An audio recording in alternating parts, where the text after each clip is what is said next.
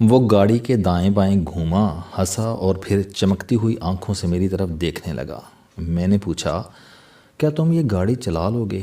اس نے نہایت پیار سے گاڑی پر ہاتھ پھیرا اور بولا، سر یہ میری رانی ہے، میں غلام کی طرح اس کا خیال رکھوں گا۔ میں نے دوبارہ پوچھا، کیا تم اسے چلا لو گے؟ اس نے ہنس کر جواب دیا، سر آپ بالکل فکر نہ کریں، 2OD میری زندگی کا سب سے بڑا خواب ہے۔ میں اسے اس طرح چلاؤں گا کہ کسی نے اسے آج تک نہیں چلایا ہوگا۔ میں نے اسے مشکوک نظروں سے دیکھا، لیکن وہ جس محبت اور عقیدت سے گاڑی کو دیکھ رہا تھا وہ مجھے اچھی لگی اور میں نے اسے گاڑی کی چابی پکڑا دی۔ وہ خوشی سے نہال تھا۔ یہ 2000 کی بات تھی۔ اس وقت گاڑیاں بہت کم ہوتی تھیں۔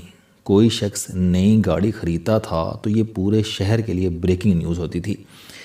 اس زمانے میں کرولا کی ڈیزل گاڑی 2OD آتی تھی، 10 لاکھ روپے اس کی قیمت ہوتی تھی۔ میں نے بڑی مشکل سے گاڑی خریدی، وہ نئی تھی، لہٰذا مجھے چلاتے ہوئے ڈر لگتا تھا۔ میرے ایک دوست نے مجھے ڈرائیور رکھنے کا مشورہ دیا۔ میں نے مختلف ڈرائیورز کے انٹرویوز کیے مگر کوئی پسند نہ آیا۔ آخر میں وہ میرے پاس آیا، میں نے اسے رکھ لیا۔ میں نے چند دن بعد اس سے پوچھا کہ تم گاڑی کو اتنی عقیدت اور محبت سے کیوں دیکھتے ہو؟ اس نے پوچھا، کیا آپ نے بھی یہ نوٹ کر لیا؟ میں نے ہنس کر جواب دیا، ہاں میں کھڑکی سے دیکھتا رہتا ہوں، تم بڑی محبت سے گاڑی صاف کرتے ہو اور پھر سائیڈ پر بیٹھ کر اسے دیکھتے رہتے ہو۔ وہ ہنس کر بولا، سر آپ کی بات درست ہے، مجھے یہ گاڑی بہت اچھی لگتی ہے۔ میں مٹھائی کی ایک دکان پر کام کرتا تھا۔ میں نے بازار میں ایک دن نئی 2OD دیکھی تو میں اس پر عاشق ہو گیا اور میں نے اسی دن اللہ تعالیٰ سے دعا کی کہ یا باری تعالیٰ مجھے یہ گاڑی دے دے۔ میں یہ دعا روز کرتا تھا۔ میرے ساتھی اس پر میرا مذاق اڑاتے تھے۔ میں اس وقت 300 روپے کا دہاڑی دار تھا۔ آپ بھی اگر میری اوقات اور میری دعا دیکھتے تو آپ بھی ہنس پڑتے، مگر میں اس کے باوجود روز یہ دعا کرتا تھا۔ ایک دن میں لڈو بنا رہا تھا تو میرے ایک ساتھی نے پوچھا، یار بھولے یہ بتاؤ کہ اگر تمہیں 2OD مل گئی تو تم اسے چلاؤ گے کیسے؟ اس کا سوال ٹھیک تھا۔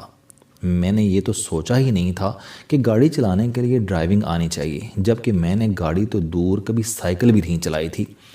اس کی بات میرے دل پر لگی۔ میں نے نوکری چھوڑی اور ڈرائیونگ سیکھنی شروع کر دی۔ میں سب سے پہلے بس کا ہیلپر بنا۔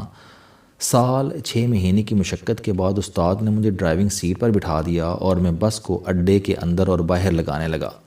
استاد نے مجھے اس کے بعد بس چلانے کی اجازت دے دی۔ میں گجرات سے سرگودا کے روٹ پر بس چلاتا تھا، مگر آپ یقین کریں کہ میں راستے میں جب بھی کوئی 2OD دیکھتا تھا تو میرے انگ انگ میں بجلی دوڑ جاتی تھی اور میں اللہ تعالیٰ سے پوچھتا تھا، یا باری تعالیٰ تم کب مجھے 2OD دو گے؟ میں بس کے بعد ٹرک چلانے لگا اور اس کے بعد میں ذاتی ڈرائیور بن گیا۔ میں نے 3 گھروں میں کام کیا مگر کسی کے پاس بھی 2OD نہیں تھی۔ میں آخر میں آپ کے پاس آیا اور میں نے آپ کے گیراج میں یہ گاڑی دیکھی تو مجھے محسوس ہوا کہ میری دعا قبول ہو گئی ہے۔ میں اللہ سے یہی گاڑی مانگتا تھا، چنانچہ میں روز اسے صاف کرتا ہوں اور پھر سائیڈ پر بیٹھ کر اسے دیکھتا ہوں اور اللہ تعالیٰ کا شکر ادا کرتا ہوں۔ اس نے مجھے نئی نکور گاڑی عنایت کی۔ مجھے اس کی کہانی زیب داستان محسوس ہوئی۔ آپ بھی اگر میرے زاویے سے یہ کہانی پڑھیں تو آپ کو بھی یہ فضول اور جذباتی لگے گی۔ ہم جیسے لوگ یہ سوچ بھی نہیں سکتے کہ کوئی شخص کسی گاڑی کے عشق میں مبتلا ہوگا اور وہ اس عشق میں جنون تک چلا جائے گا۔ اور دوسرا، مجھے یہ سن کر بہت غصہ آیا کہ وہ میری گاڑی کو اپنی گاڑی کہہ رہا تھا۔ میں نے ہنس کر اس سے اس کا اظہار بھی کیا۔ میں نے اسے کہا کہ بھولے، مجھے تمہاری کہانی ٹھیک ٹھاک واقعات محسوس ہو رہی ہے۔ دوسرا، مجھے یہ گاڑی خریدنے کے لیے دوسری نوکری کرنا پڑی۔ میں نے پیٹ کاٹ کر پیسے جمع کیے اور پھر بڑی مشکل سے گاڑی خریدنے کے قابل ہوا، جبکہ تم 10,000 روپے کے نوکر ہوتے ہوئے گاڑی کی ملکیت کا دعویٰ کر رہے ہو۔ کیا تمہیں یہ شرم نہیں آتی؟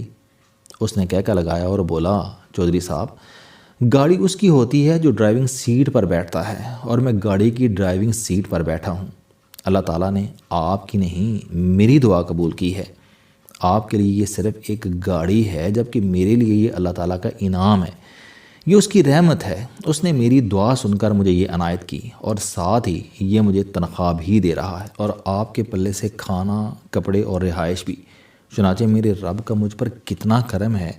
میں صدقے جاؤں اپنے خدا کے۔ میں نے یہ سن کر کہہ لگایا اور کام میں لگ گیا۔ لیکن سچی بات ہے کہ میں جب بھی گاڑی کی پچھلی سیٹ پر بیٹھتا اور میں بھولے کو ڈرائیونگ سیٹ پر دیکھتا تھا تو میرے ذہن میں یہ سوال ضرور آتا تھا کہ یہ گاڑی میری ہے یا بھولے کی، اور اس کے بعد میں بھولے سے جیلس ہو جاتا تھا اور مجھے اس جیلسی سے نکلنے کے لیے بہت زور لگانا پڑتا تھا۔ بہرحال قصہ مختصر، بھولا سال بھر میرے ساتھ کام کرتا رہا۔ وہ غالباً 2001 عیسوی کے آخر میں چھٹی گیا۔ گاؤں میں اس کا ایکسیڈنٹ ہوا اور اس کی ٹانگ ٹوٹ گئی۔ میں نے اس کا علاج کرایا لیکن وہ ڈرائیونگ کے لیے فٹ نہ ہو سکا اور اس نے مجبوری میں دوبارہ مٹھائی بنانا شروع کر دی۔ تاہم وہ 2-4 دن بعد پی سی او سے مجھے فون کرتا تھا اور اپنی گاڑی کو یاد کرتا تھا اور میں ہنس پڑتا تھا۔ تاہم میں نے نوٹ کیا کہ بھولے کے جانے کے بعد گاڑی کے ایکسیڈنٹس ہونے لگے۔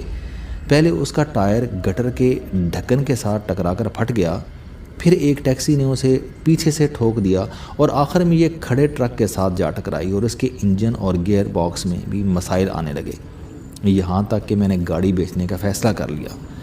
مجھے اچھا گاہک ملا، میں نے گاڑی بیچی اور نئی خرید لی، اور یہ سارا عمل بھولے کے جانے کے 6 ماہ میں مکمل ہو گیا۔ گاڑی بکنے کے چند دن بعد بھولے کا فون آیا اور میں نے جب اسے گاڑی کے بکنے کی اطلاع دی تو خلاف توقع اس نے کہہ لگایا۔ میرا خیال تھا کہ بھولا اس خبر پر افسردہ ہوگا۔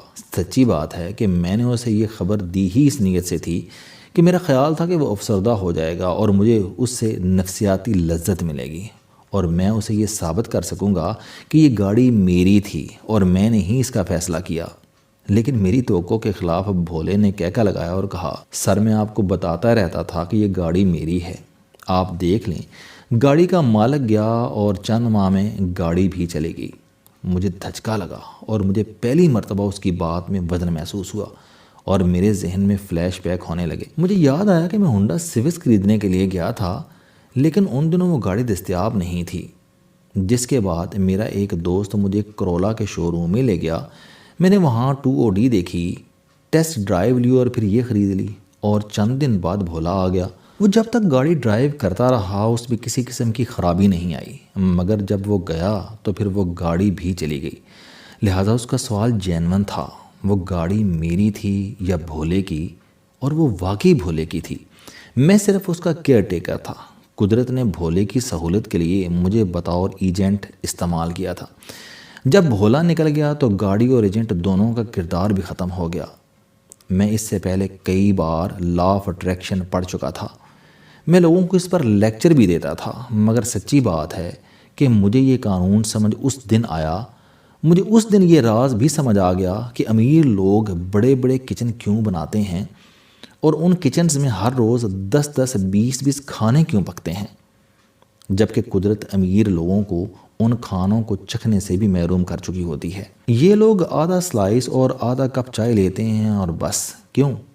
کیونکہ یہ کچن اور ان کچنز میں پکنے والے کھانے بھولے جیسے لوگوں کا مقدر ہوتے ہیں، یہ ان کی دعاؤں کی قبولیت ہوتے ہیں۔